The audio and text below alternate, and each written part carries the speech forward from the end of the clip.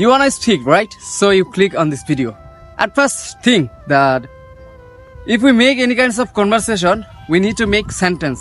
So, in a sentence, we need two things. The first is vocabulary and the second is grammar.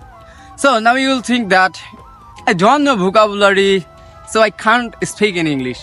But that's totally wrong. You know all the vocabularies, which is very needed in our daily conversation. And the second is grammar, right? So in a conversation, in a sentence, you do not need to know all the parts of a grammar. আপনার গ্রামারের সব কিছু জানার প্রয়োজন নেই। একটি sentence যখন আপনি মেক করবেন, সেই সেন্টেন্সটিতে একটি সাবজেক্ট, একটি ভার্ব মাস্ট থাকবে। তাই আপনাকে ভার্ব সম্বন্ধে ভালোভাবে ধারণা রাখতে হবে। And then you need to know about tense. কারণ আপনি যখন একটি সেন্টেন্স মেক করবেন, সেই সেন্টেন্সটিতে কিন্তু টেন্সের প্রয়োজনীয়তা আছে।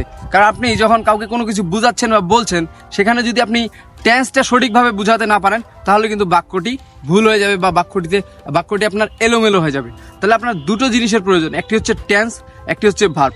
কেননা যখন আমরা প্রেজেন্ট ইনডিফিনিট টেন্স ইউজ করতেছি, যেমন আমি খাই, আই ইট, এখানে ইট হচ্ছে ভার্বের প্রেজেন্ট ফর্ম।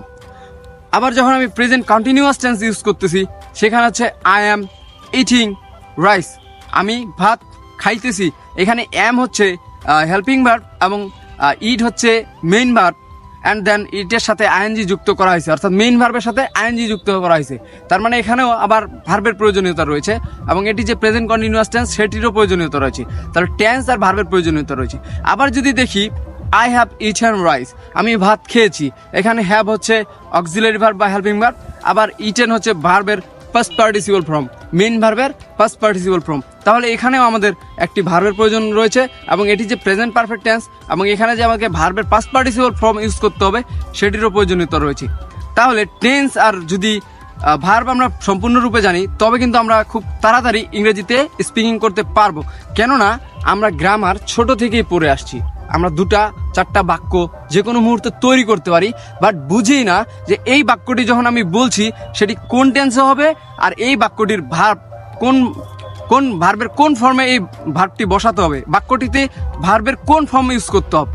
তাহলে আপনি যদি টেন্সটা ভালোভাবে জানেন আর ভার্বের ফর্মটা যদি ভালোভাবে বসাতে পারেন, তাহলে আমি মনে করি যে আপনি যে কোনো বাক্য তৈরি করতে পারেন। আশা করি ভিডিওটি বুঝতে পেরেছেন এবং এখন থেকে আপনার ইংলিশ শেখার জার্নিটা অনেক সহজ হয়ে যাবে। এরকম আরও ভিডিও পেতে আমার ইউটিউব চ্যানেলটি সাবস্ক্রাইব করে পাশেই থাকবেন। ধন্যবাদ সবাইকে।